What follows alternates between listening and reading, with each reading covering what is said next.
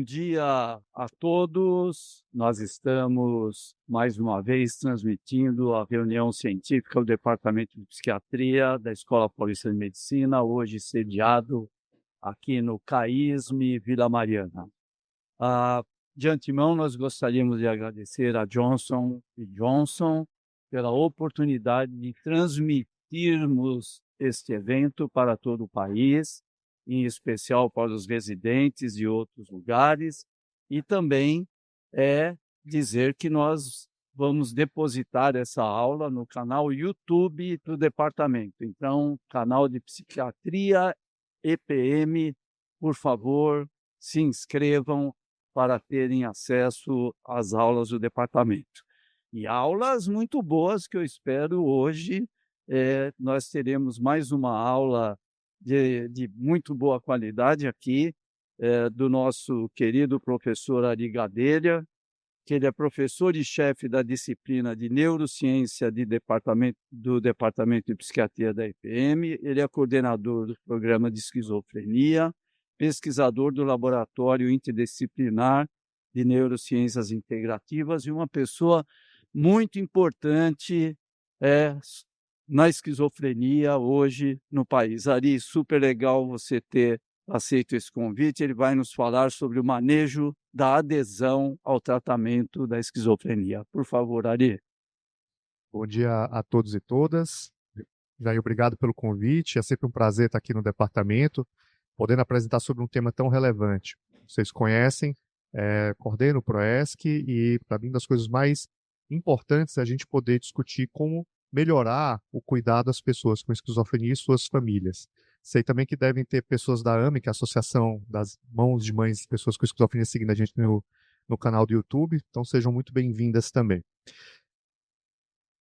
Sobre aqui o tema da aula, eu coloquei um subtítulo, Eu, Tu, Eles, como mudar o cenário da esquizofrenia. Segue minha declaração de conflito de interesse.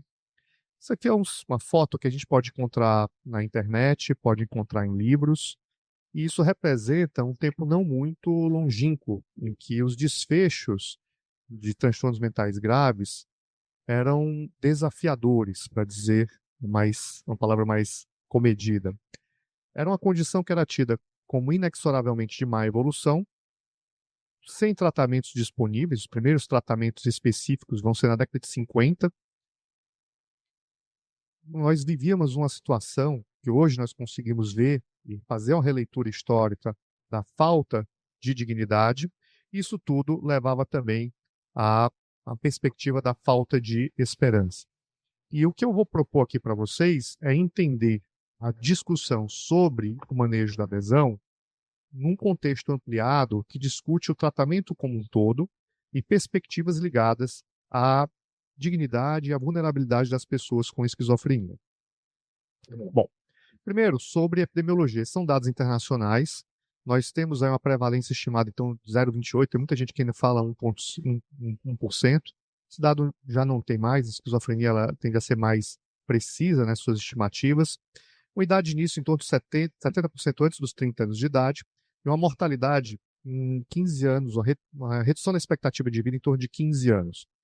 Esse dado da mortalidade, eu acho que ele é bem relevante. Muitas vezes a gente pensa a esquizofrenia sobre o viés da gravidade dos seus sintomas, da gravidade da sua apresentação, e a gente esquece, talvez, de um dos principais desfechos em saúde, que é a mortalidade. E a mortalidade na esquizofrenia está muito associado a doenças cardiovasculares, a doenças clínicas, mostrando já uma dimensão da negligência e da falta de acesso que essas pessoas têm aos melhores tratamentos disponíveis. Estatísticas como da Lancet Commission, do GDB, Global Burden of Disease, eles destacam que a esquizofrenia é uma das 10 principais causas de anos de vida saudável perdidas. Vocês podem perguntar, mas se é uma condição que afeta 0,28%, por que ela tem esse impacto tão grande em termos de saúde global? Porque 0,28 não é tão pouco quando a gente pensa numa doença que é persistente, numa doença que vai afetar a pessoa pela vida toda dela, e, portanto, ela vai ficar muitos anos de vida com um comprometimento. A maior parte dessas pessoas não conseguem retornar a uma funcionalidade esperada. Isso tudo vai causando um grande impacto em termos de saúde pública. E a grande questão é se a gente pode fazer uma trajetória diferente. Isso aqui é dados relativamente inéditos, a gente teve esse artigo aceito semana passada, já é um dos coautores. Havia uma necessidade de indicadores mais precisos aqui no Brasil, e a gente fez um levantamento com vários colaboradores, pessoal da USP, sobre a prevalência da esquizofrenia do Brasil, usando dados do Censo Nacional de Saúde. Nós encontramos uma prevalência de 0,34%, bem alinhado com a estatística mundial, e isso significa uma estimativa de 550 mil pessoas com esquizofrenia no Brasil. 500 mil de pessoas, maior do que o maior número de cidades do nosso país, a população dá maior número de cidades, e é mais frequente do que muitas condições que ganham mais atenção na mídia e muitas vezes mais recursos proporcionais em termos de saúde. E se a gente pensa que cada uma dessas pessoas com esquizofrenia é pai, é mãe, tem um irmão, tem filhos, a quantidade de pessoas acometidas diretamente, impactadas diretamente pela esquizofrenia, está na ordem de milhões de pessoas aqui no nosso país. Isso não é nos Estados Unidos, não é na Europa, é aqui no Brasil. Hoje, temos milhões de pessoas convivendo ou com esquizofrenia ou com alguém com esquizofrenia. A gente olha os dados epidemiológicos e estava tudo bem dentro do esperado, uma maior proporção de homens do que de mulheres. Esse dado aqui de idade é bem interessante, ele mostra que ela vai ter ali um início entre 15 e 20 anos, vamos aumentando o número de casos, a gente tem um pico de prevalência nessa faixa etária, mas quando a gente vai para a faixa de 60 anos, há uma redução da prevalência. Isso se dá exatamente por aquilo que a gente apresentou, um aumento da mortalidade. Por que eu estou trazendo esse dado aqui nesse contexto? Primeiro que é importante a gente entender o tamanho dessa questão para pensar em formulações de intervenção. E nesse sentido também, esse dado aqui começou a me chamar a atenção para algo que talvez eu não desse a importância devida. É a prevalência de acordo com a renda. Então aqui é o dado de qual que é a prevalência quando você tem pessoas com menos de um salário mínimo. Ela vai para 0,43 comparado a pessoas de 0,22 com pessoas com mais de um salário mínimo. É quase o dobro. Isso quer dizer que, em média, essas pessoas com esquizofrenia estão num nível econômico extremamente baixo. Tá? Isso vai chamando a atenção para uma questão da vulnerabilidade social dessas pessoas. Quando a gente olha dados de educação e empregabilidade no mundo, nós temos em torno de 17,5% dos pacientes atualmente empregados. E mais de 50% desses pacientes têm escolaridade incompleta. A gente fez um estudo na Lancet Psychiatry, a gente fez uma revisão sistemática e meta-análise, e a gente demonstrou que, em média, as pessoas com esquizofrenia têm 2 anos a menos de escolaridade. Mas, na verdade, algumas pessoas com esquizofrenia atingem a escolaridade esperada, principalmente dependendo em que momento elas tiveram o primeiro episódio psicótico, e uma grande proporção dessas pessoas tem uma escolaridade muito abaixo do que a população não afetada por esquizofrenia. O que é que o nosso dado aqui no Brasil mostrou? Um cenário ainda pior. 10% apenas dos pacientes estão atualmente empregados, mas 75% têm escolaridade incompleta. E veja, se a gente quer mudar o cenário dessa condição da esquizofrenia, se a gente quer que eles possam trabalhar, que eles possam ter uma vida produtiva em diversas formas, educação é um dos aspectos fundamentais. Toda vez que a pessoa não atinge o ensino médio completo, você vai ter muito mais dificuldade de inserção em qualquer contexto produtivo. E esse é um desfecho que, teoricamente, ele deveria ter melhorado ao longo do tempo. O que a nossa meta-análise também mostrou, não esse estudo de prevalência, mas a meta-análise anterior, é que esse gap educacional ele não melhorou nos últimos 30 anos e no Brasil ele até piorou. Porque há 30 anos atrás o nível educacional das pessoas com esquizofrenia era próximo da população em geral. Mas à medida que a educação da população em geral melhorou, as pessoas com esquizofrenia continuaram com a educação mais baixa. Então isso quer dizer que nós, apesar de todos os avanços evidentes que ocorreram em termos de saúde pública, nós não conseguimos mudar um dos principais indicadores do que seria o sucesso terapêutico, que é promover a melhor escolaridade dessa população. Ainda no aspecto dos indicadores, isso aqui é um dado que foi puxado pelo professor Rafael Massuda, que eu tive a oportunidade de participar também, no qual nós levantamos dados de mortalidade. Vamos dar aqui a história curta, a gente avaliou nesse estudo a questão da mortalidade por Covid, tá? Em esquizofrenia. E o dado é alarmante. A mortalidade foi 10 vezes maior em pessoas jovens com esquizofrenia quando comparadas a pessoas que não tinham esquizofrenia, reforçando a ideia de que elas não recebem os mesmos cuidados de saúde que a população em geral, e morrem por condições que poderiam ser devidamente tratadas e reduzir essa mortalidade. E aí eu trago aqui essa questão para a vulnerabilidade.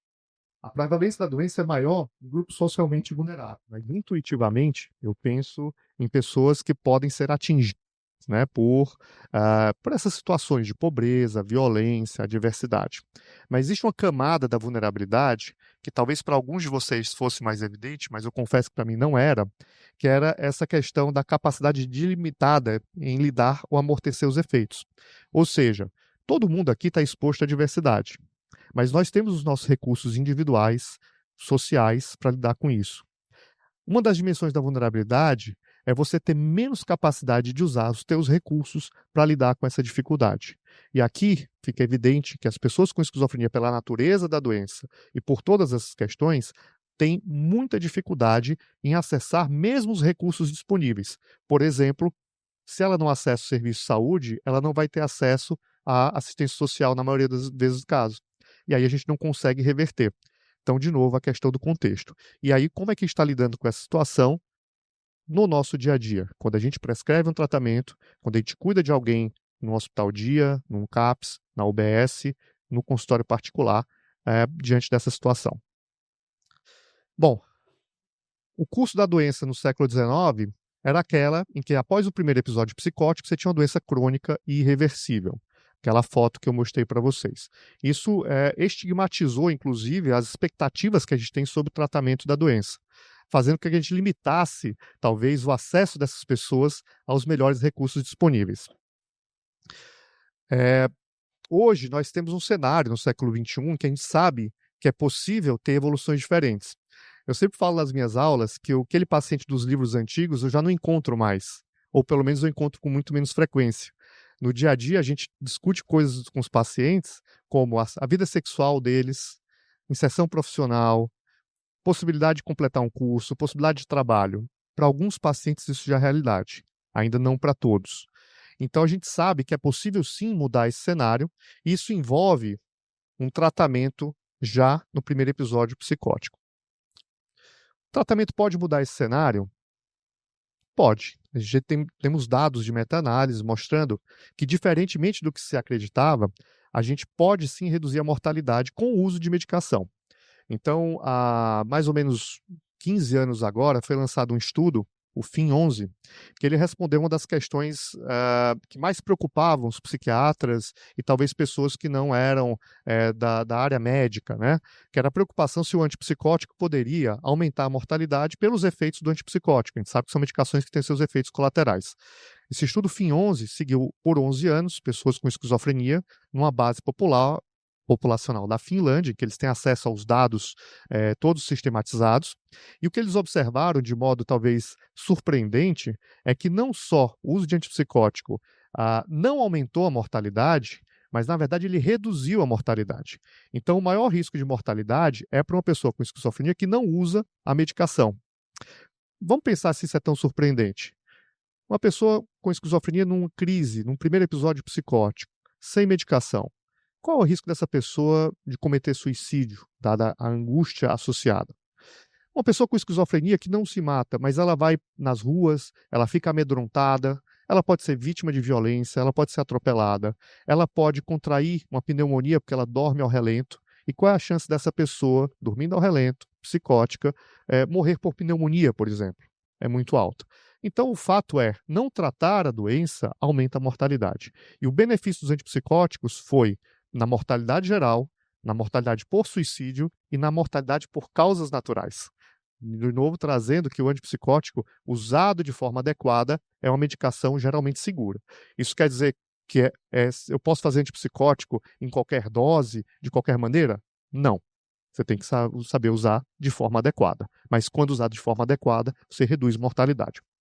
Você tem melhores desfechos funcionais, hospitalização e menor sobrecarga familiar. A gente tem pais e mães aqui possivelmente assistindo a gente. Você tem uma pessoa com esquizofrenia, né? Uma pessoa psicótica na sua casa, tá certo? Imagina o que é para um pai e para uma mãe, de repente ver seu filho, que até então ele achava que tinha uma evolução dentro do esperado, nada que chamasse muita atenção dele, começa a falar, está se sentindo perseguido, está sendo gravado, que tem um chip na cabeça. Eu acho que isso qualquer um que é pai e mãe pode entender o quanto que isso causa angústia, desconforto. E após isso, tratar alguém com esquizofrenia, alguém que está psicótico, cuidar dessa pessoa no dia a dia. Isso causa uma grande sobrecarga familiar. E os dados mostram que tratar reduz essa sobrecarga, permite um convívio familiar mais harmonioso e reintegrar essa pessoa, não na sociedade, mas na família a qual ela pertence.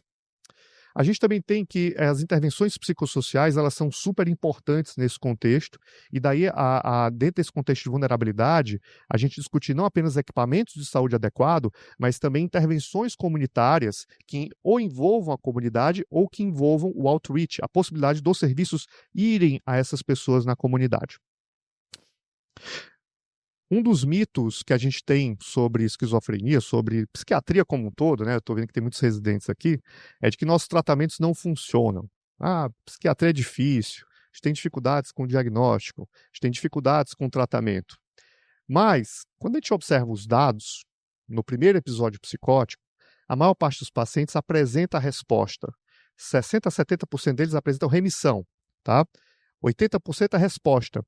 Você consegue reduzir bastante a sintomatologia dessas pessoas no primeiro episódio. 60% a 70% é remissão. Eles mantêm os sintomas no nível tão baixo que não afetam significativamente o dia deles.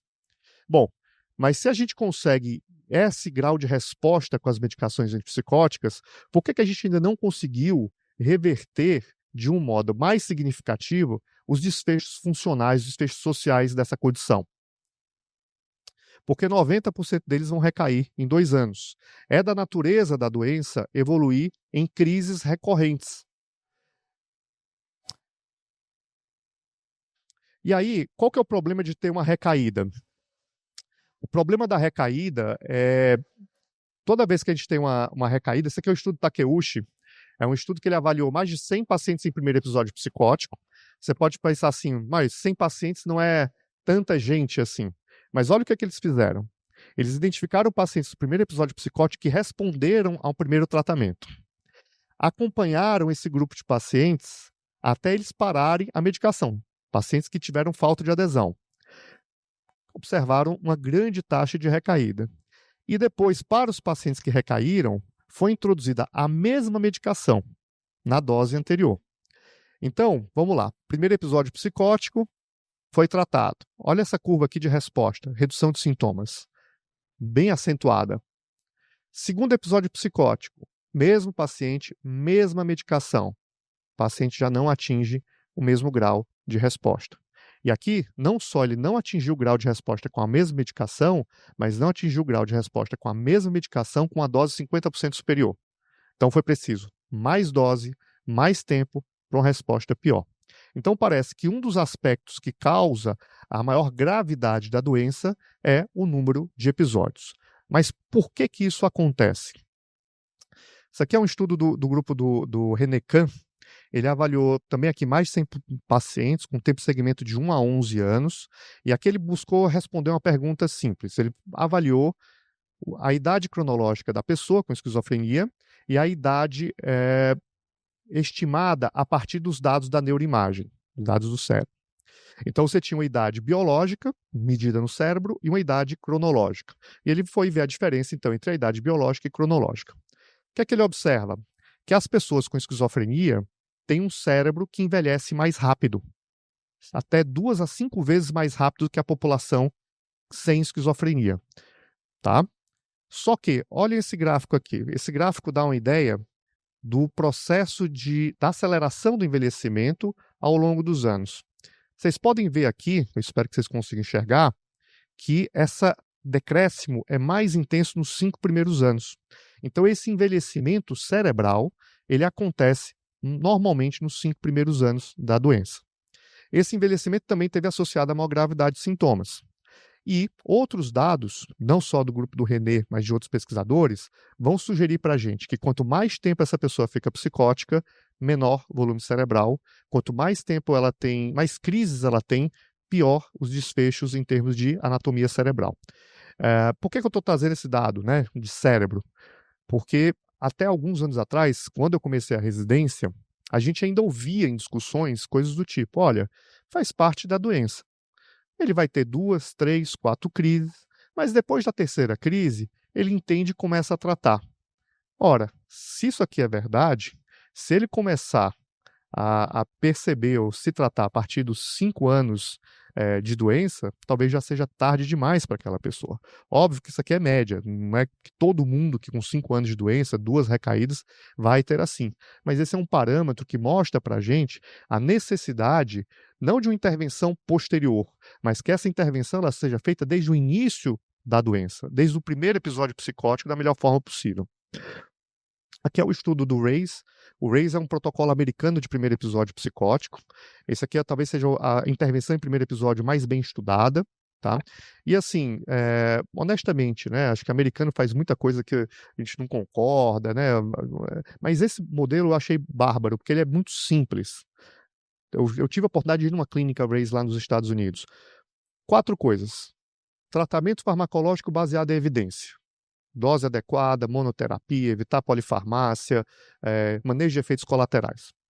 2, terapia, voltada para resiliência. Nada de terapia para tentar tratar sintoma, a gente sabe que funciona muito pouco. Terapia para aumentar a capacidade dessa pessoa de lidar com as suas dificuldades. Terceiro, envolver a família. Psicoeducação familiar, terapia familiar, quando necessário. Quarto, suporte ocupacional. Eu vou ter uma pessoa na equipe que a única função dela é ver se essa pessoa, no primeiro episódio psicótico, consegue voltar para o trabalho ou voltar para os estudos. Ponto. É isso.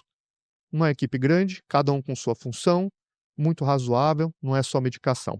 Mas teve uma certa decepção quando saiu esse artigo, porque eles investiram muito, né, nesse projeto, e o resultado foi, olha, melhora a evolução, mas não melhorou tanto. Isso causou um desconforto em todo mundo, porque todo mundo acreditava que esse dado ia vir diferente. Mas tem aqui um aspecto do estudo que é bem interessante. Eles falaram, mas será que isso não tem a ver com esses fenômenos de neuroprogressão, de cronificação da doença? Então eles avaliaram o dado separando os indivíduos que tinham começado o tratamento antes de 74 semanas e pessoas que trataram depois de 74 semanas. E o resultado é bem diferente. Quando você tem pessoas mais que receberam essa intervenção no começo, o resultado é muito bom.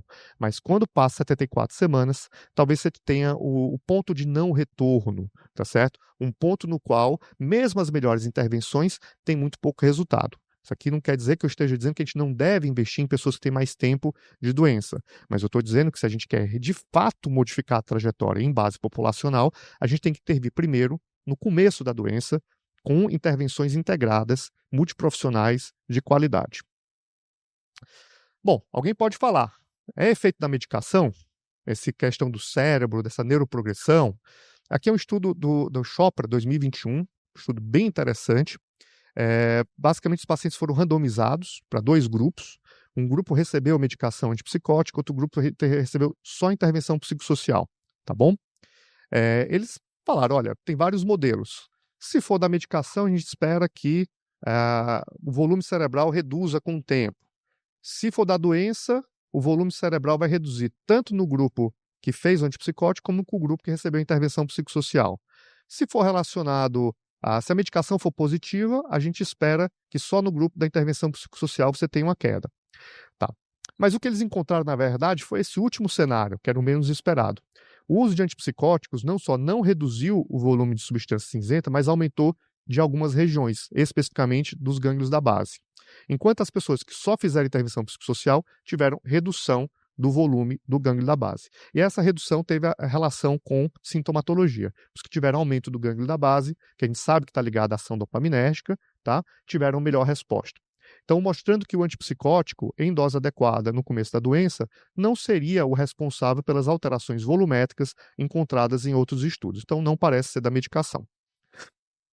Aqui é uma outra preocupação, porque a gente fala primeiro episódio psicótico, a importância de tratar o primeiro episódio psicótico, e esse estudo, ele também é um estudo desse ano, muito bem feito, que buscou responder se a gente poderia reduzir, em que momento a gente pode reduzir. Porque quando a gente tem paciente de primeiro episódio psicótico, uma das primeiras perguntas que ele faz assim que ele melhora é: posso parar o remédio?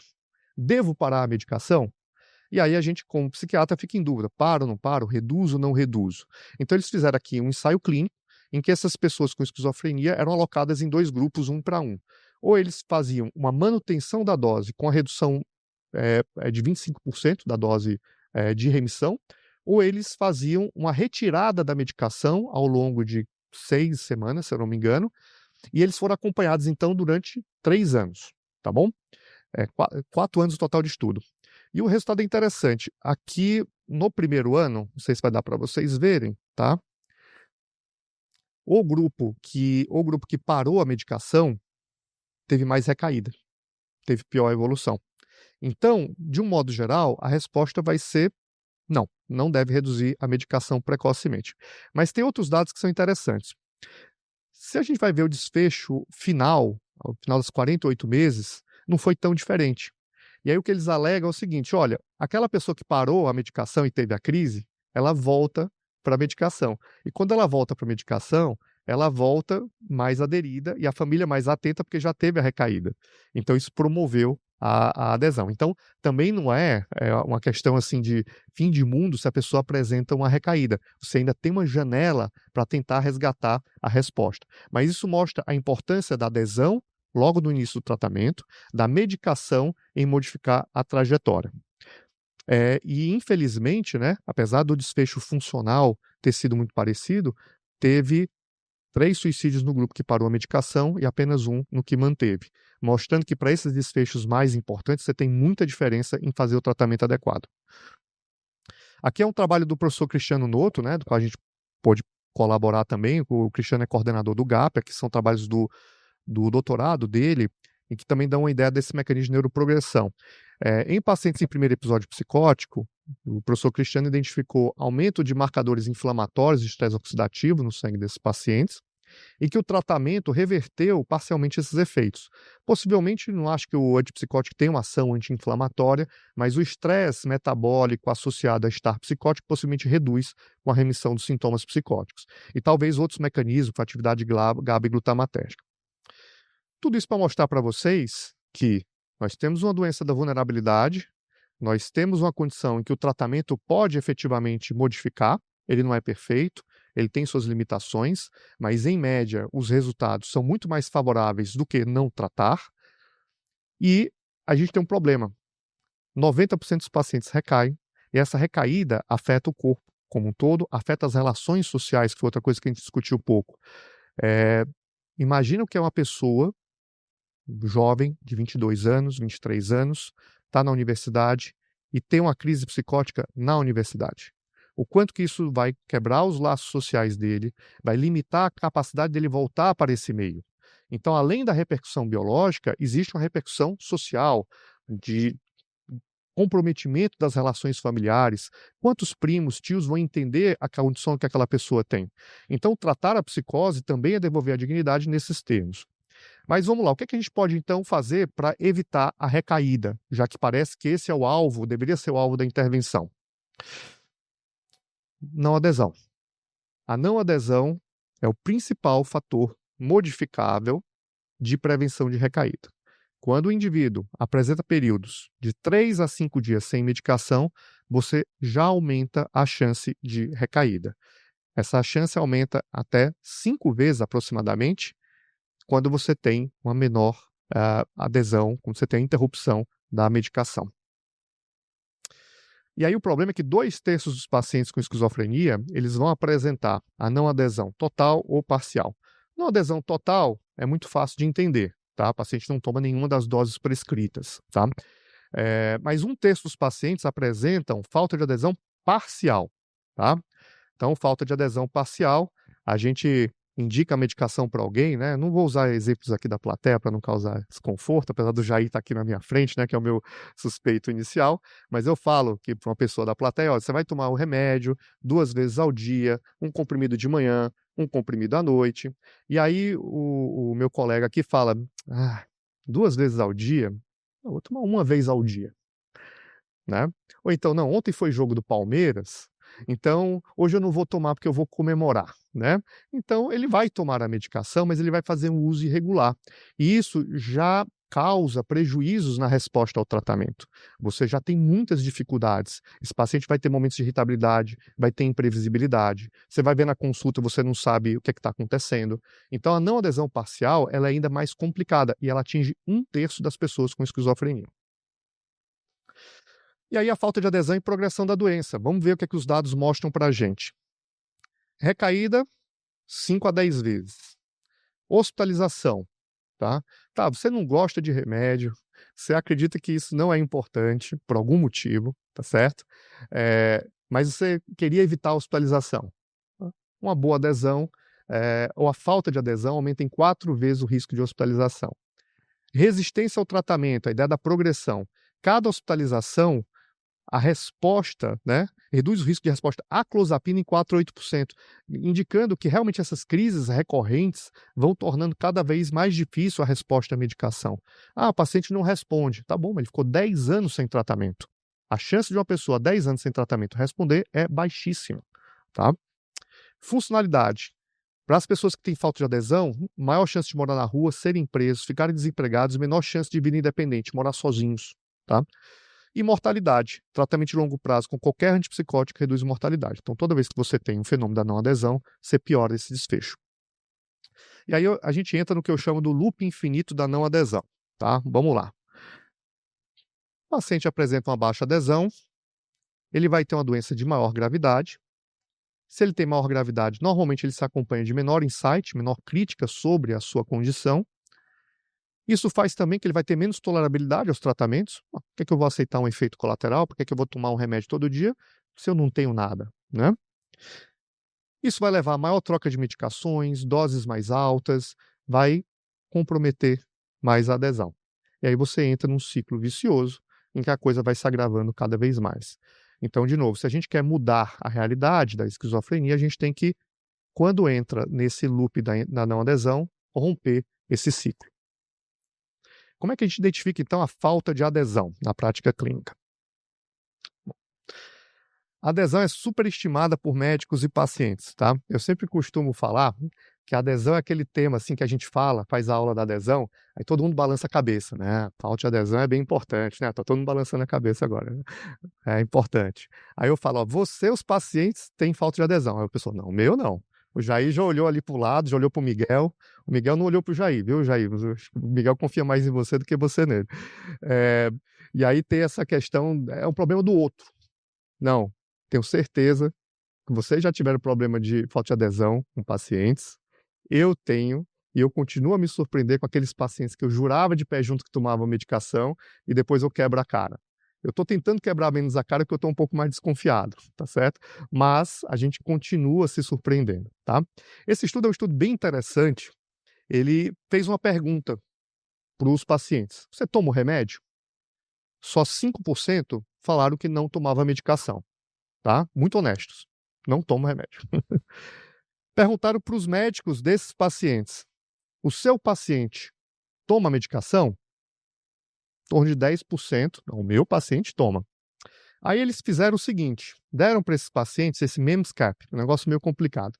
É um recipiente, complicado é que ele tem um chip, né? E toda vez que a gente fala de chip em esquizofrenia, é um negócio complexo, né? Mas tem um chip na tampa do recipiente, tá certo? Então os pacientes têm uma certa razão aí, né? E você abre e ele registra se abriu ou não. Vocês concordam que isso não garante adesão? A pessoa pode abrir na hora certa e jogar fora. Mas mesmo com esse instrumento rudimentar, mais de 60% não aderiram à medicação. O paciente não falou que não tomava ou não se deu conta e o prescritor não identificou. Então, perguntar ou confiar não é, de um modo geral, uma boa prática. Aqui é um outro estudo interessante do Rob McCutcheon, em que ele fez uma coisa muito simples. Chegou uma pessoa com esquizofrenia na minha frente e ele tem uma resposta baixa ao tratamento. Eu não vou fazer nenhuma pergunta para ele. Eu vou dosar no sangue. Dosar no sangue aquela medicação. 35% tinham níveis subterapêuticos e 34% níveis indetectáveis. Isso quer dizer que toda vez que você está diante de um paciente que está em segmento e tem baixa resposta, primeira coisa que você tem que fazer, suspeitar de uma adesão. Segunda, suspeitar de não adesão. Terceira, suspeitar de não adesão. Tá certo? Isso aqui é um outro estudo também que mostra, e aqui os residentes não vão me deixar mentir, que a falta de adesão é um fenômeno que acontece nos primeiros dias. Aqui também são bancos de dados escandinavos, pacientes em primeiro episódio internados sem uso de antipsicótico prévio. 54% já não mantiveram a prescrição após 30 dias de alta. 25% nos 7 primeiros dias. Por que eu falo que os residentes não vão deixar eu mentir? O caso também que está aqui na enfermaria. O paciente entra, fica um mês internado, estabiliza, sai de alta, uma semana depois está no pronto-socorro. Tá? É raro isso? Não. Ó, todo mundo balançou a cabeça. A maior unanimidade até agora foi essa. Tá certo? E aí, vamos tentar avançar. Então, se não é tão fácil detectar a adesão, tá? Quais são as maneiras da gente detectar essa não adesão? Aqui é uma revisão bem interessante, bem sistematizada, fala de autorrelato, a gente já viu que não funciona. Contagem de pílulas e receitas é possível, funciona, mas não garante a ingesta, na ingesta. Aqui é um exemplo bem simples, tá, pessoal? Todo mundo já passou por isso. Você atende um paciente, dá uma quantidade de receitas para ele até o retorno, tá? Então eu dei 2 receitas que dariam para 2 meses. O paciente volta com 3 meses, você pergunta para ele, nossa, faz 3 meses que você não vem? Deu o remédio? Aí ele falou, deu e sobrou, né? Então, assim, sobrou a medicação, né? Porque ele não tomou, e ele não consegue nem, às vezes, ter esse jogo de cintura, né? De enganar direitinho, assim. Mas não é tão simples, assim, fazer isso, né? Não é toda vez que a gente pode perceber, e mesmo assim, não vai garantir a ingestão. O chip de abertura, acho que chip a gente pode pular, né? Questionário é barato, mas toma tempo, você vai ficar aplicando questionário, não garante adesão. E dosagem sanguínea, que talvez seja o melhor parâmetro, tá? Tem aplicação clínica, mas para antipsicóticos o custo é elevado, a rede pública não considera essa possibilidade, você tem variações farmacocinéticas importantes e não é disponível para várias medicações comumente prescritas. Quando eu vi essa tabela, achei tudo muito bom, tudo muito razoável, mas ela esconde um problema. Será que vocês conseguem perceber qual que é o problema desses métodos todos aqui? Todos eles chegam tarde demais. Todos eles só identificam a não adesão depois que já aconteceu.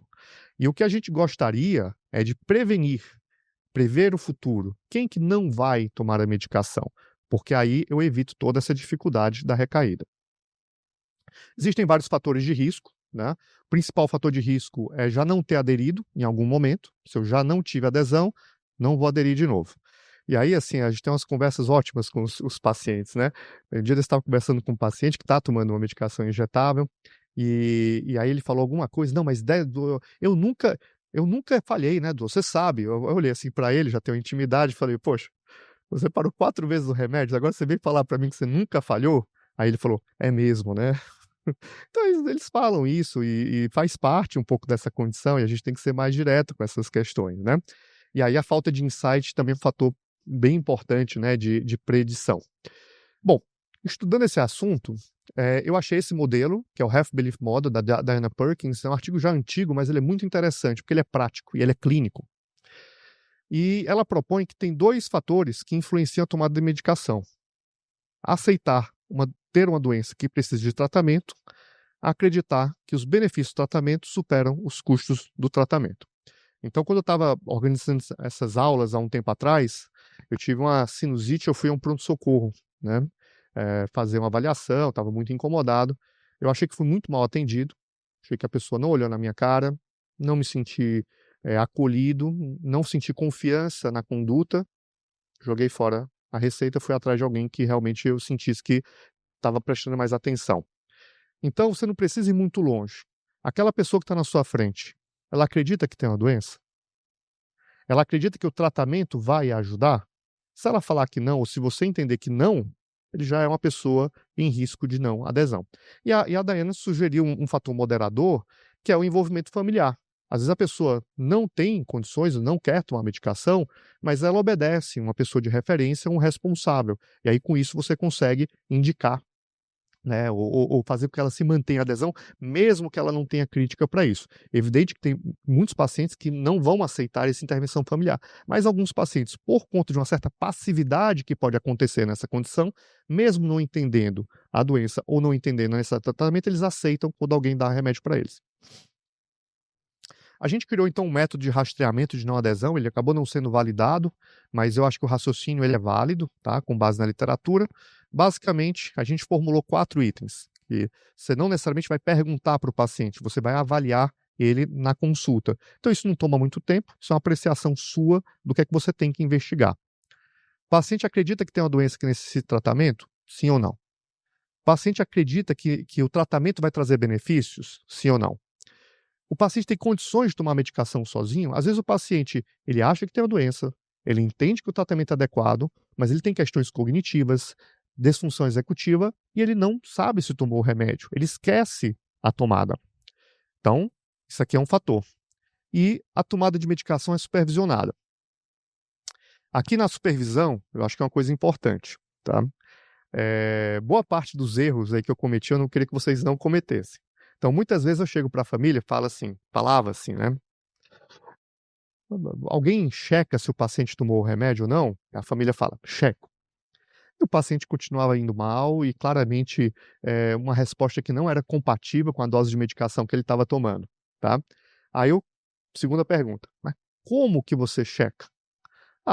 Eu falo para ele, toma o remédio. Bom, não funciona, tá certo? Checar a tomada é dar a medicação, pedir para ele tomar na frente e checar se engoliu o comprimido. Mas é isso, é a única maneira da gente ter certeza. Toda vez que não for feito isso, a gente não pode dizer que a medicação foi supervisionada. Isso mesmo numa enfermaria de psiquiatria. A gente já viu isso acontecer, auxiliares de enfermagem menos experientes de cometer esse tipo de erro. E aí, a gente vem para o terço final da aula, né? Como promover a adesão.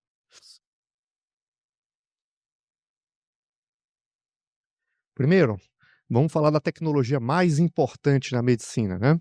Relação médico-paciente. Tá? A gente está cuidando de pessoas que, por conta da própria natureza da doença, elas não acreditam que é uma doença, elas acreditam que os seus sintomas são reais. Então, nada vai acontecer se você não conseguir estabelecer uma relação de confiança com aquela pessoa que está na sua frente. A gente sabe que a gente fala muito relação médico-paciente, mas a relação pessoa a pessoa, tá bom? É se você cria um canal de comunicação com aquela pessoa ou não. Se não criou a comunicação, ele vai jogar fora a medicação. Ele pode jogar mesmo acreditando em você. O Jorge Cândido de Assis é uma pessoa com esquizofrenia, né, que foi presidente da Associação Brasileira. Ele deu muitas aulas aqui para os alunos da graduação e, para mim, eu considero até um professor, não só para os alunos da graduação, mas para mim. E o Jorge teve algumas crises ao longo do tempo e ele tem uma clareza, uma pessoa brilhante. E ele fala uma vez, ele é acompanhado por um outro colega aqui do departamento, ele já falou isso publicamente, então não tem problema eu dizer também. E ele falou, olha, às vezes eu não achava que eu precisava, mas como eu confiava no meu médico, na hora que ele pediu para aumentar, eu aumentei. Então é esse tipo de confiança que tem que ser estabelecida. É fácil? Não. É simples? Não. Exige da gente coisas que talvez vão além do que a gente é treinado em termos de números? Com certeza. Mas essa é a prática clínica.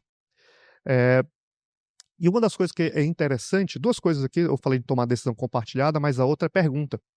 Você perguntou, você quis saber quem é aquela pessoa, você quis saber o que ela está vivendo? Se você não fizer perguntas para essa pessoa, ela vai entender que você não quer saber da vida dela e o canal de comunicação já está bloqueado, tá bom? O segundo aspecto é tomar decisão compartilhada. Os guidelines hoje sugerem que sempre que possível, você tome a decisão junto com a pessoa. Dê uma opção para ela. Tem oral, tem injetável, tem essa medicação e tem essa. Essa aqui tem alguns efeitos colaterais, essa aqui não tem. Qual que você acha melhor? E vai ter uma conversa. Evidente que é sempre que possível, tá? Se uma pessoa, por exemplo, deseja se jogar de uma ponte, isso não é tomar decisão compartilhada, é uma situação de risco, tá certo? Mas quando a pessoa tiver condições de ter esse tipo de conversa, e você sempre tem que explorar isso, isso pode estimular a participação dela e envolvimento no tratamento. Psicoeducação. Envolver família. E aí aqui um aspecto que eu gosto de falar da psicoeducação é que a gente tem que sempre tomar um cuidado na saúde mental, né? Eu acho que na prática em saúde como um todo. Psicoeducação não é dar uma cartilha. Pode ser dar uma cartilha, tá? Mas será que essa pessoa, naquele momento, tem condições de processar aquela informação? Às vezes não tem. Às vezes a linguagem do material que você tem não é acessível para aquela pessoa que tem um nível educacional mais baixo. A gente retoma a ideia da vulnerabilidade. Para aquela família que também muitas vezes não completou o 2º grau e que tem dificuldade de entender termos mais técnicos. O problema não é dessa família. O problema é seu que não consegue explicar de um jeito acessível para eles. Então, psicoeducação é fornecer o tratamento, a informação, de uma forma dosada, e mais também do que a informação, é criar um significado para o tratamento. Poucas pessoas vão tomar uma pílula por tomar uma pílula, vão tomar um comprimido por tomar um comprimido. Elas vão tomar aquele comprimido a partir daquilo, no momento que aquilo tiver um significado maior, que aquilo seja um meio para um fim. Então, eu vou tomar essa medicação porque eu me sinto melhor. Eu vou tomar essa medicação porque eu quero voltar para a faculdade e essa medicação me ajuda. Eu percebo que quando eu tomo essa medicação é mais fácil para mim estar na faculdade. Então, sempre que possível, você tem que criar um significado para o tratamento que transcende tomar ou não uma pílula, tomar ou não um comprimido ou tomar ou não uma injeção. Identificar comorbidades, transtornos ansiosos, substância. Eu não sei se esse paciente vai tomar ou não o remédio. Tá bom. Você chega um paciente aqui no pronto-socorro, morador de rua, usuário de substância. Aí você dá uma receita para ele. É impossível, não vai ter adesão, tá certo? Por outro lado, você também tem que tratar a comorbidade. Hoje, uma das maiores dificuldades clínicas que eu tenho é exatamente o paciente com esquizofrenia em comorbidade com substância. É um desafio gigantesco, tá? Por último, não por último, mas penúltimo aqui, verificar e manejar efeitos colaterais. Muitas vezes os pacientes param por questões que ele não fala para você, tipo, não toma medicação porque eu tenho disfunção sexual. E aí você pode fazer também, otimizar medicações orais. Se esse paciente já está em risco de não adesão, você não vai dar um remédio que ele tem que tomar 2 comprimidos de manhã, tarde e noite. Chover no molhado, só para sofrer com a vida, né? Você pode dar um remédio uma vez ao dia, um único comprimido, que seja efetivo, com uma dose mais simples, né? De uma tomada única. E os injetáveis de elongação, que é o que eu vou entrar agora. Então, assim, quanto que a adesão deve ser discutida? Esse aqui é o último consenso de esquizofrenia, o Integrate, tá? Do qual eu também faço parte. A adesão deve ser discutida desde o primeiro atendimento. Na verdade, a adesão deve ser discutida ou pensada em todos os atendimentos. Conversa aberta e franca, sem julgamento. Você tem que dar espaço para a pessoa falar o que ela sente, do jeito que ela sente, sem cercear ou sem recriminar ela, porque senão ela não vai falar. A avaliação da adesão tem sempre que possível ser feita por métodos objetivos, dosagem sérica, contagem de pilas ou administração supervisionada. Não tenho dinheiro para dosagem sérica, conta pílula. É difícil, faz administração supervisionada, isso dá para fazer, tá? E quanto é que você vai sugerir um antipsicótico injetável? Toda vez que a adesão for estimada em menos de 80%, essa aqui é a parte ótima, né? Você vai estimar em menos de 80%, tá? E toda vez que você tem um paciente em tratamento que não teve benefício, porque esse paciente, por ter resposta, sem resposta, com resposta parcial, certamente ele está no rol de pacientes em risco de não adesão. Agora, entrando nos antipsicóticos injetáveis de longa ação, esse aqui é um dado bem interessante, uma figura ilustrativa sobre uma questão farmacocinética. Quando você toma medicação oral, você tem um pico e um vale. Ari, isso é muito teórico, isso aqui não tem implicação para a prática. Tem, claro que tem. Boa parte aqui trata pessoas com esquizofrenia, né? Quando tem escape de sintomas, que horas que esse escape acontece? No final do dia. Normalmente no final da tarde, início da noite. Que é exatamente o período imediatamente antes da próxima tomada, em que a dose sérica já está se aproximando do vale. Quando que você tem maior risco de efeito colateral? Logo após a tomada, quando você tem o pico. Como que você faz para reduzir efeito colateral com medicação oral? Divide a tomada, tá? Então tudo isso tem implicação prática. O antipsicótico injetável de longa ação, ele vai ter a mesma dinâmica, só que ao longo de mais tempo. Então, o antipsicótico injetável de longa ação, normalmente, em relação ao oral correspondente e em doses equivalentes, ele vai ter menos efeitos colaterais e ele tende a dar resultados melhores, porque ele tem menos picos e vales. Tá? Ele é mais previsível.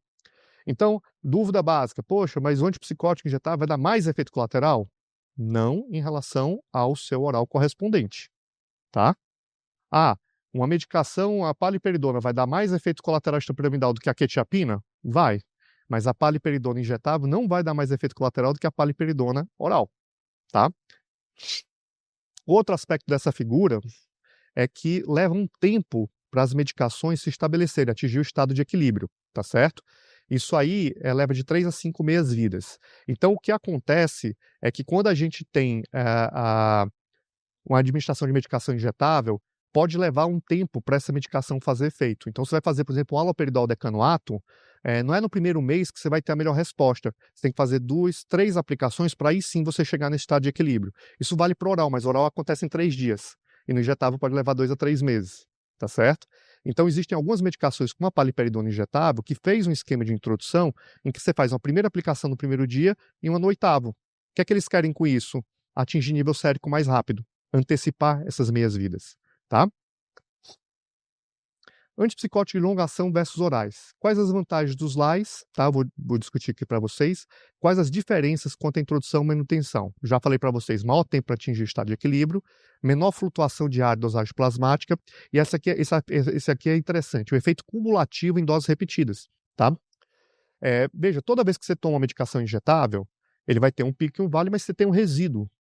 Isso quer dizer que à medida que você vai aplicando várias vezes, esse resíduo vai se acumulando. E aí, uma das vantagens do injetável é que se esse paciente tomou 3 meses, 6 meses, 1 ano, e ele interrompe o tratamento, ele ainda vai ficar protegido. Então, você tem uma janela maior de proteção do que com oral. Esse efeito não acontece com oral. Que é um estudo também de mundo real, tá? Nesse estudo foi comparado, efeito de diversas medicações sob hospitalização, e esse aqui é o dado da comparação dos injetáveis de longação em relação aos seus orais equivalentes. Na amostra total, houve uma redução de 22% da hospitalização. Então, quando você compara risperidona oral com risperidona injetável, a risperidona injetável levou a uma redução de 22%. Mas esse efeito foi ainda mais pronunciado nos pacientes jovens. Então, aquele raciocínio, a injetável é para paciente mais grave, injetável é para paciente depois de 2 ou 3 recaídas. Esquece. Injetável é para todo paciente já no primeiro episódio psicótico que tem falha na adesão. Poderia usar antipsicótico injetável no primeiro episódio? Os guidelines não sugerem isso, mas também não tem nada que contraindique. Lembrando que você não deve fazer um injetável nunca antes de tentar um oral, tá? Para checar a questão da tolerabilidade. 3 a 6 dias do oral, numa dose mais ou menos equivalente que você planeja fazer, já te permite testar essa tolerabilidade. Mas nunca se sugere fazer um antipsicótico injetável sem fazer alguma tentativa, pelo menos de tolerabilidade com oral. Isso aqui é o dado desse mesmo estudo, e aqui eu queria chamar a atenção para vocês desses aspectos, que nos 10 primeiros itens, praticamente, você tem injetável e clozapina. Então, existem 2 fatores que mudam a trajetória da doença, que podem mudar o cenário do ponto de vista farmacológico. Usar antipsicótico injetável de longa ação e usar clozapina. É para todo mundo? Não. Antipsicótico quando você tem questões de adesão, injetável de longa ação, e clozapina quando você tem resistência ao tratamento.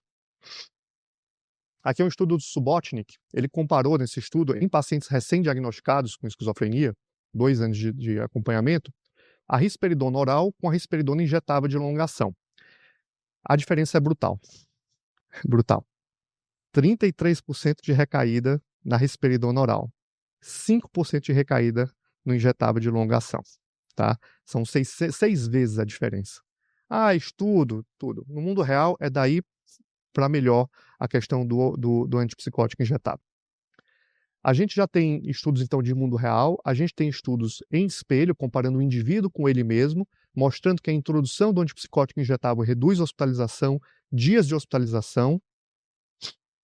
A gente já tem estudos de meta-análise com o uso de antipsicótico injetável em pacientes com comorbidade com substância. Não é um resultado fantástico, eu diria, em termos de tamanho de efeito, mas dá para ver que os indivíduos que ficam no injetável, mesmo usando substância, têm menos recaídas ao longo do tempo. E esse aqui é o resgate, o dado de mortalidade do Tironen, só para enfatizar essa questão do benefício precoce, tá? Isso aqui é a redução proporcional de mortalidade para pacientes no início do tratamento. Aqui é uma meta-análise do Correll que reafirma a questão, mas ele analisou por tipo de medicação. Então, de um modo geral, os de segunda geração reduzem mais a mortalidade e os antipsicóticos injetáveis de longa ação tiveram uma redução ainda maior comparado às medicações orais. Tem melhores desfechos funcionais, em termos de qualidade de vida, e tem melhores desfechos, inclusive, cognitivos. Bom, hoje nós temos medicações injetáveis de longa ação de 1, de 3 e de 6 meses. Tem algumas de 2, não estão no Brasil. E aí é interessante porque a gente está começando a entender o que é que essas medicações de ultra longa ação elas podem impactar. Então a gente tem aqui a paliperidona de 1 mês, a paliperidona de 3 meses. E aí parece que quanto maior a meia-vida, né, menos pacientes recaem ao longo do tempo. A gente já tem alguns estudos com 6 meses, e aí é difícil porque a redução de recaída é tão grande que o gráfico fica até feio, assim, né? Que poucos pacientes recaem. Aqui é comparando ppm 1 mês, paliperidona 1 mês, 3 meses, 6 meses. E aqui um dado de mundo real, então não é ensaio clínico, tá bom? E nesse dado, os pacientes com a medicação de 6 meses tiveram uma taxa de recaída, tá? Se não me engano, foi em torno de 3 a 4% aqui no desfecho, que são 720 dias. Então, mostrando que você melhora muito ou reduz muito a recaída quando você usa essas formulações. Infelizmente, essa de 6 meses a gente não tem no Brasil, tá bom? Aqui, acabando a aula, a gente tem preferência e dúvidas dos profissionais. Para os profissionais, é importante você ter uma medicação que pode ser aplicada em vários locais. Tem medicação que só pode ser aplicada em glúteo, tá? Tem aplicação que pode ser aplicada em glúteo ou deltoide. O glúteo, para alguns pacientes, é uma exposição muito grande, tá? Tem paciente que não gosta de uma medicação em glúteo. Então, quando você tem uma medicação que pode ser dada em glúteo ou deltoide, você oferece uma opção de conforto a mais para essa pessoa, tá? A gente não pode negar, injeção dói. Tem um negócio chamado agulha. O tamanho da agulha, o impacto que a agulha tem, influencia também o resultado, a escolha da medicação. Algumas medicações, a risperidona, por exemplo, quando foi lançada no Brasil, ela tinha que ser refrigerada, né? Então ela não tinha, era complexo você fazer isso, né? Bom, dos aspectos que eu trouxe aqui, eu queria trazer, isso aqui é uma novidade, tá? A gente já tem nos Estados Unidos aprovada uma medicação de longa ação subcutânea, né? Ela não foi trazida ainda para o Brasil, tem uma previsão talvez em 2 ou 3 anos de ser trazida para cá. Infelizmente o Brasil tem uma curva de adoção dessas medicações muito lenta, então tem muita medicação que a gente não tem disponível, mas eu pessoalmente acredito que essa medicação subcutânea ela pode ser uma mudança de paradigma, né? Você imagina você fazer uma aplicação subcutânea e a pessoa ficar até 2 meses com a medicação funcionando, é muito menos desconfortável. Tenho certeza que muitas famílias e pacientes vão preferir essa opção. Perguntando para os pacientes, o que vou acelerar um pouquinho por conta do tempo, pacientes que fazem uso de injetáveis têm uma visão positiva. Eu não vou indicar o injetável porque o paciente não vai gostar. Então, o paciente que usa injetável, ele tem uma visão positiva, tá bom?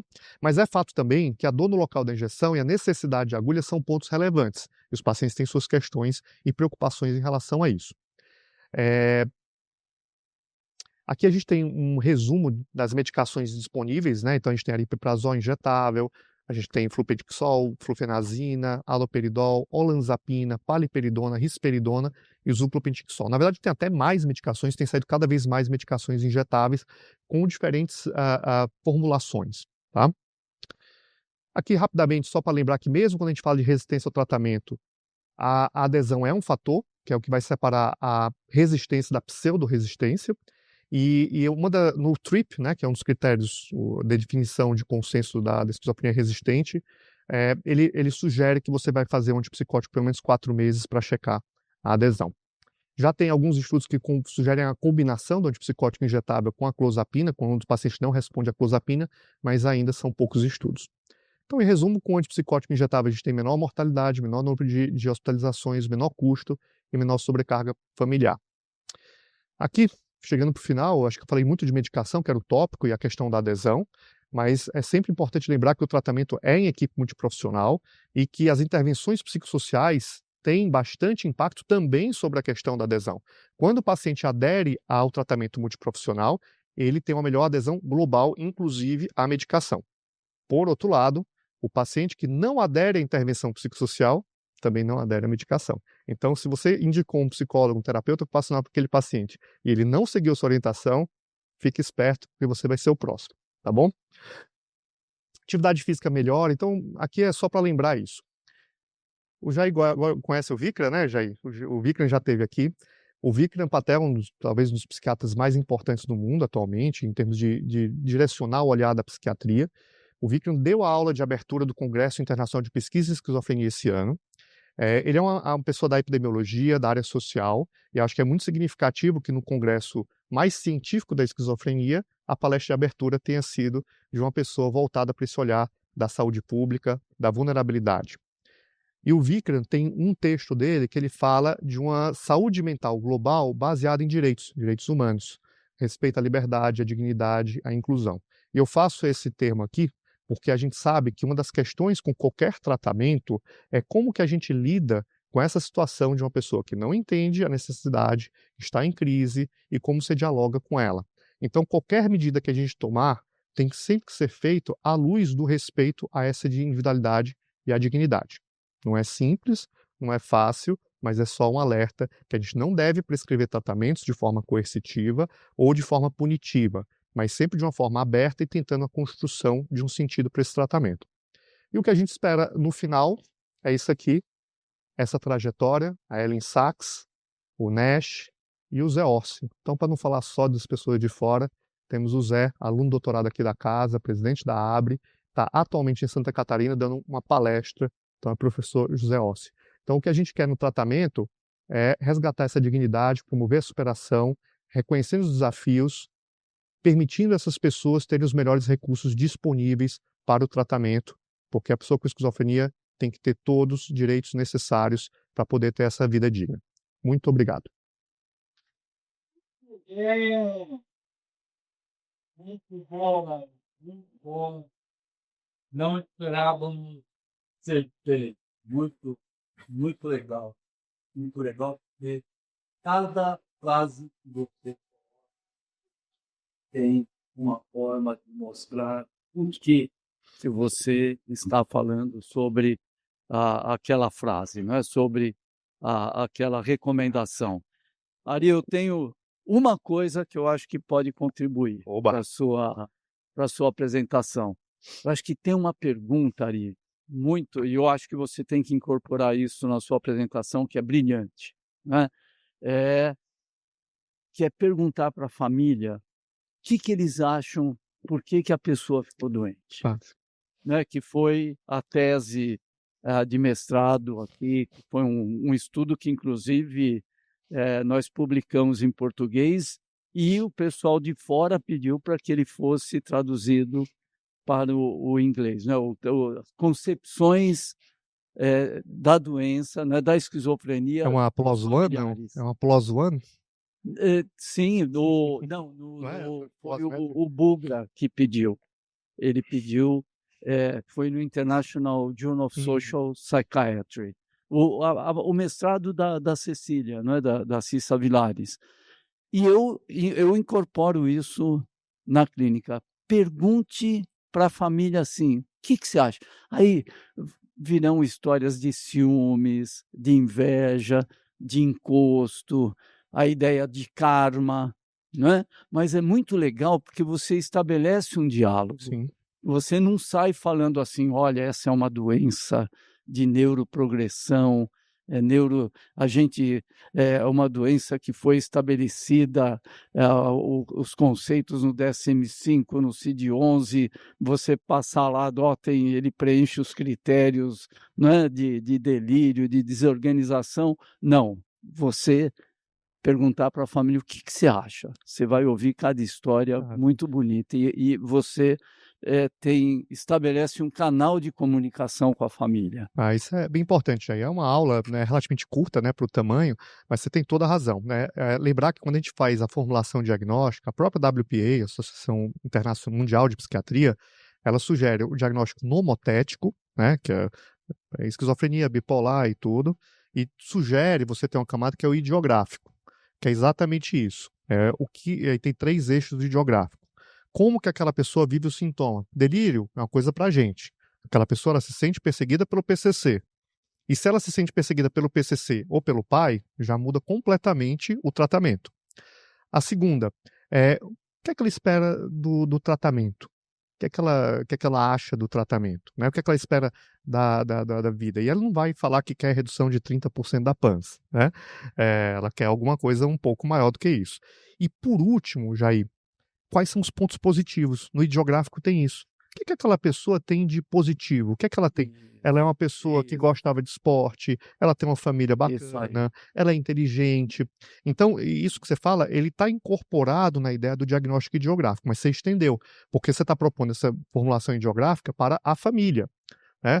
Então, por exemplo, eu tenho um paciente que eu acompanho que é muito importante entender que ele é o filho mais novo de uma prole extremamente numerosa e que a família tinha uma compreensão quase religiosa de que aquele filho ia ser uma redenção da família.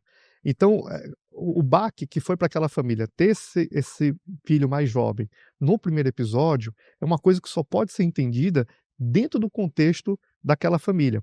Tem pessoas que têm uma vivência religiosa muito importante. Se você não for capaz de dialogar com isso, você vai ser colocado de fora. O desafio é como navegar por esses mares, né? E aí uma das coisas é, primeiro, nunca desconsiderar, nunca não validar aquilo como uma coisa importante para aquela pessoa, mas também não entrar no mundo delirante, né? Você também não pode validar a psicose. Então você vai ter que ter sempre esse jogo de cintura. Mas eu concordo plenamente contigo, acho que foi uma sugestão excelente, e eu acho que como vai ficar gravado, isso que o professor Jair falou é absolutamente necessário. E daí também a importância dos atendimentos terem tempo. Como é que a gente vai atender e conversar sobre tudo isso se o atendimento é de 20 minutos, 15 minutos? Não dá. Isso é horas, são consultas e mais consultas para você poder formular esse grau de intimidade com essa família para chegar nesse nível. E aí isso tem uma questão estrutural. O sistema de saúde não pode ser organizado de uma forma que você tenha consultas de 15 minutos na saúde mental. É inviável você ter esse nível de envolvimento se estruturalmente você não tem um sistema que te permite isso. Não, ali, só para complementar, que o Vikram, ele é muito, ele é muito próximo do Arthur Kleinman, que fez, que fala isso, que são os modelos explanatórios, né, da importância de você estudar com as famílias, não é? O modelo explanatório. Eu estava até lembrando, assim, até de passagens de ter o privilégio de ter convivido com essas duas pessoas brilhantes, né? O Arthur Kleinman, professor da Harvard, hoje o Vikram está lá na Harvard também. Ari, super legal a ideia dos 4 passos, né, do Raise. Pô, não daria para fazer uma tradução? Putz, né? Olha que coisa assim simples, não é? Mas tão didática, não é? Olha, usa a farmacologia, usa a psicoterapia voltada para as habilidades pessoais, não é?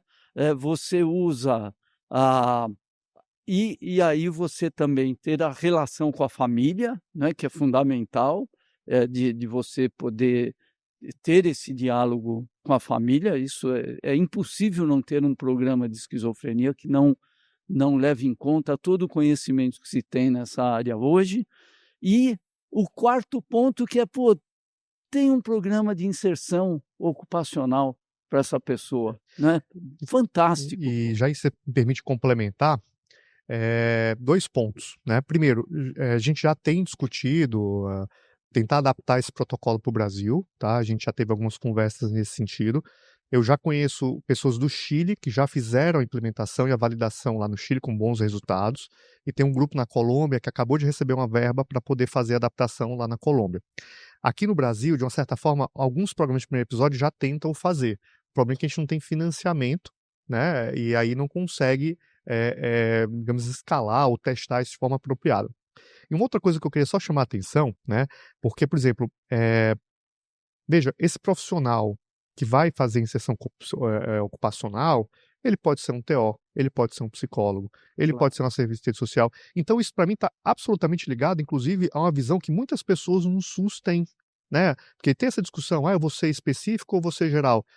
Você pode ser o que você quiser de formação, mas eu acho que o avanço aqui é você ter uma função clara. Claro. E para mim, esse é a mudança de paradigma. Não importa a sua formação, mas aqui você vai ter essa função. Você vai se dedicar a esse papel. E eu acho que isso também agrega muito valor para a equipe multiprofissional, porque a gente não está trabalhando com a especificidade da profissão, a gente está trabalhando com um papel dentro da equipe, uma função. E eu acho que isso é um ganho absurdo. A outra coisa que a gente não conversou, no Raise e outros modelos, você tem um estímulo a ter pessoas com experiência vivida contratadas como parte da equipe, para fazer parte dessa conversa, porque o peer-to-peer é muito superior às vezes, ao que a gente pode ser a melhor pessoa do mundo, mas a gente é um profissional dentro de uma determinada relação.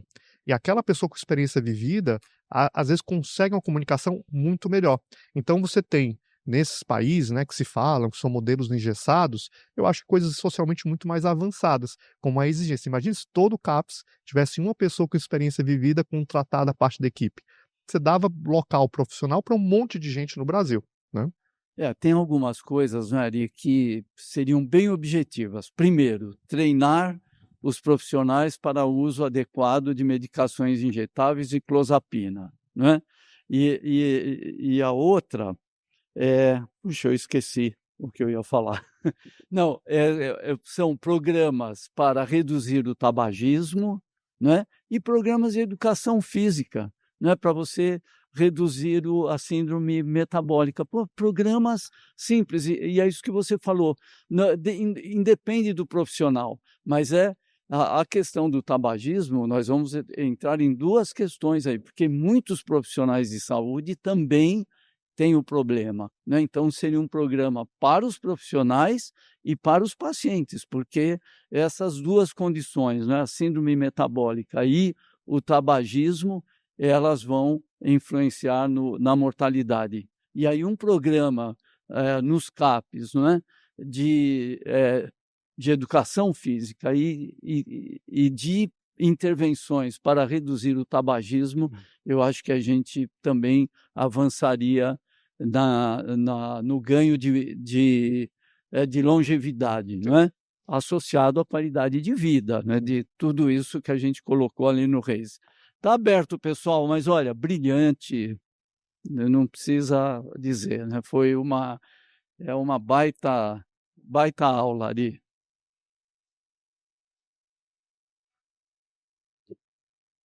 E muito boa assistência, viu? Externa. E legal aí.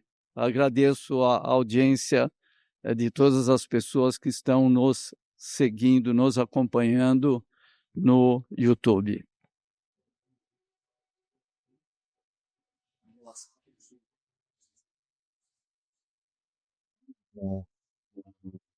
Clister ali, chip, né? O que eu queria perguntar para você é o quantos por cento você acaba falando que é não adesão? É 70%, 80%? Quanto que é? A partir de quantos por cento que o paciente não toma, a gente fala? Boa pergunta, Vitor. Isso é bem importante. Esse, inclusive, foi uma discussão. A gente tem umas discussões de grupos, né, de trabalho. Eu sou meio xiita, assim, para mim não tomou, não, né, assim. E eu, obviamente, eu fui vencido como em quase todas as minhas posições mais radicais, né? O Sérgio sabe disso. Eu vou explicar o meu posicionamento e vou explicar qual a posição do grupo. O meu posicionamento é que na esquizofrenia, hipertensão. Uma pessoa com hipertensão leve a moderada, se ela perder 1 ou 2 dias do remédio, dificilmente ela vai ter um grande problema. Tá? Mas a gente sabe, eu já tive essa infelicidade de ter um paciente que ficou 2 dias, um final de semana sem tomar e já retorna em crise. Então, assim, no mundo ideal, 100%. Agora, a tua pergunta é mais prática. Quantos por cento de falta de adesão eu considero? 80%. Então, se você tiver 80% das tomadas conforme prescritas, é considerada boa adesão. Abaixo de 80% é má adesão. Agora, vai estimar isso aí no dia a dia, entendeu? Assim, como é que você estima? É difícil. E aí eu tenho também um contraponto a essa definição da literatura, que se você olha num mês, 30 dias, se eu estiver errado, são 6 dias que você pode ficar sem a medicação. Poxa, 6 dias em esquizofrenia é muita coisa, né? Então, assim, do ponto de vista formal, 80%. Do ponto de vista prático, a gente sempre tem que mirar no 100%.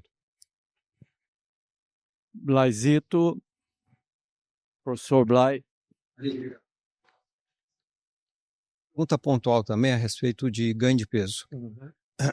A gente sabe que a questão de adesão, ganho de peso, e a questão metabólica e desfecho de mortalidade nessa população é um problema. E algumas das medicações, tipicamente a olanzapina e outras, a clozapina e outras, elas apresentam um expressivo ganho de peso. Como é que tem sido a orientação com relação à questão dessa situação, né? E eventualmente o manejo do ganho de peso precocemente? Bom, Excelente pergunta, né, Blay? Até porque a gente tem essa preocupação do desfecho de mortalidade, e é fato que os pacientes têm um excesso de mortalidade por condições cardiometabólicas, tá? Então, quando a gente apresenta aquele gráfico, é possivelmente porque a gente consegue fazer com que essas pessoas recebam tratamentos adequados, mas isso não deve levar, não deve deixar de que tenhamos que considerar o ganho de peso e alterações metabólicas associadas à medicação. O Integrate que eu apresentei para vocês, ele tem um posicionamento muito claro, tá bom? Qual que é? Antigamente a gente esperava o paciente ganhar peso para fazer alguma intervenção. O Integrate fala não, você tem que atuar preventivamente. Então, toda vez que você prescrever quetiapina, clozapina ou olanzapina, você já tem que oferecer algum tratamento para controle de peso. E ele sugere a metformina, porque numa meta-análise ela teve associado a uma redução do peso final em 3 quilos. E além do que, a metformina é uma medicação relativamente em conta e que tem outros desfechos muito positivos do ponto de vista. Tá? Então, toda vez que você prescrever olanzapina, clozapina e quetiapina, já tem que oferecer algum tratamento para ganho de peso, porque essa pessoa vai ganhar peso. A gente sabe disso. Então, essa é uma mudança de paradigma que foi agora de fevereiro desse ano. Para os outros pacientes, toda vez que você tiver um ganho de peso, 5% do peso corporal, atingir IMC acima de 30, tiver alterações dos índices lipídicos ou de glicemia, instituir tratamento, não espera. E a mudança também proposta é que o profissional que deve ser responsável por essa condução, psiquiatra. Eu não posso encaminhar para um clínico? Pode, mas você é o responsável pelo acompanhamento daquilo. Ou você prescreve, ou você assume a responsabilidade pelo desfecho. Porque para a pessoa com esquizofrenia, quem é o profissional de referência? O psiquiatra. Tá? Então essas são algumas mudanças.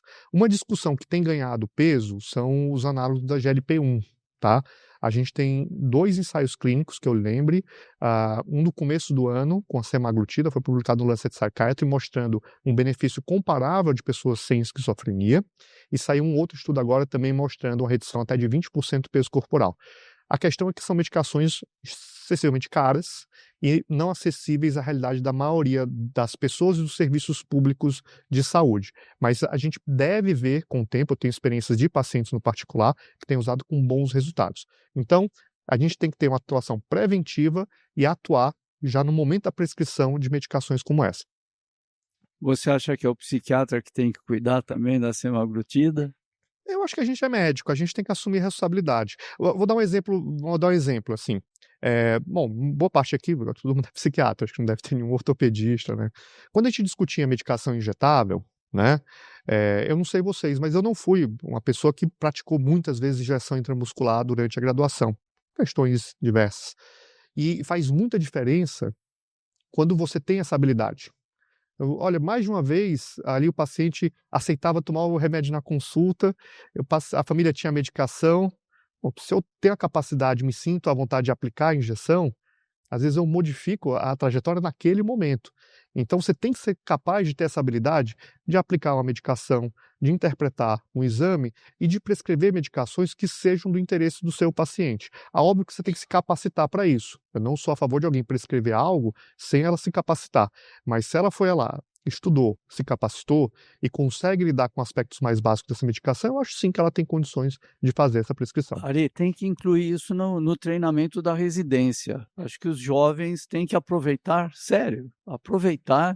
essa oportunidade para perderem o receio, né, e adquirirem experiência nisso, porque o que o Ari está colocando é extremamente verdadeiro, né? Com um paciente que está resistente à medicação, você poder realmente, efetivamente fazer a medicação, tem um nível de confiança muito maior, né? Quando a relação é positiva. O primeiro paciente que eu fiz a risperidona de depósito, ele era um paciente que só aceitava que eu aplicasse. Era uma medicação que você tinha que aplicar a cada 3 semanas. Então, e ele morava em Santos. Então, ele vinha de Santos no final de semana, ia para o consultório, eu aplicava a medicação, e cada 3 semanas a gente ficava nesse ciclo e ficou muito bem por muito tempo.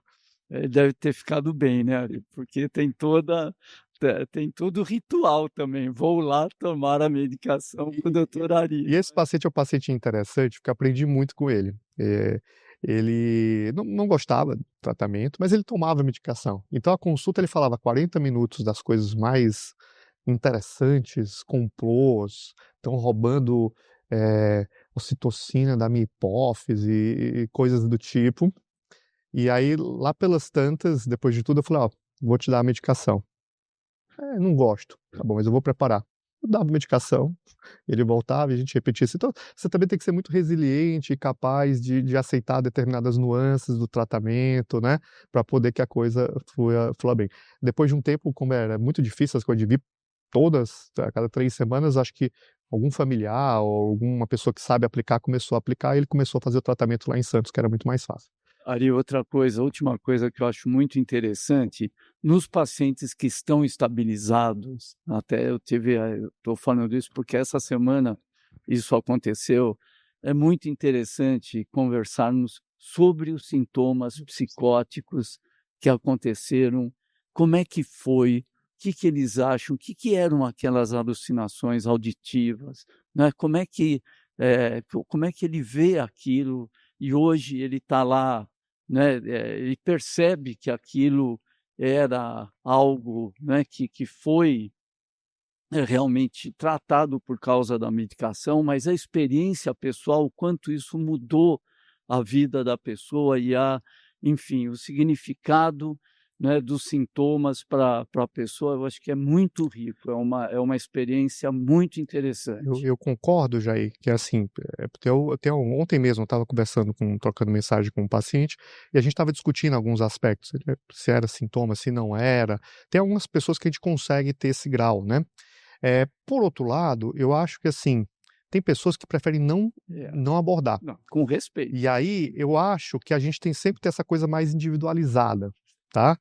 O paciente, ele tem abertura, condições de discutir dessa forma, excelente. A gente começa a discutir se é paranoia, se não é paranoia, se é só ciúme da namorada, se não é ciúme. Pô, fantástico, né? Às vezes a gente não consegue. Então tem um paciente que acompanha há muitos anos que ele, quer dizer que se eu tomar o remédio, ninguém mais me enche a paciência. Tá bom, então eu aceito tomar. E toma o remédio. Eu vou ficar discutindo, querendo incutir nele uma crítica da doença, uma crítica do sintoma. É o que funciona para ele. Você se sente bem com o tratamento? Me ajuda a dormir. Você aceita tomar? Aceito. Vamos, É isso. tá? Então acho que tem essa dinâmica também da gente tomar um cuidado de sempre individualizar o significado e o contexto, tendo em vista o objetivo, que é essa pessoa viver bem, que essa pessoa ter as suas condições e nem tanto o conhecimento, tá? O conhecimento ele é uma ferramenta para o médico utilizar, para a família entender, eventualmente para o paciente, mas o mais importante é o dia a dia, a compreensão que é possível formar a partir daí. Isso aí, Ari. Olha, muito bacana. Nós estamos aqui já no tempo. Semana que vem é a semana do Congresso Brasileiro de Psiquiatria. Nós não teremos a nossa reunião clínica científica. E, Ari, agradecer muito essa aula fantástica. Muito obrigado. Super legal. Legal.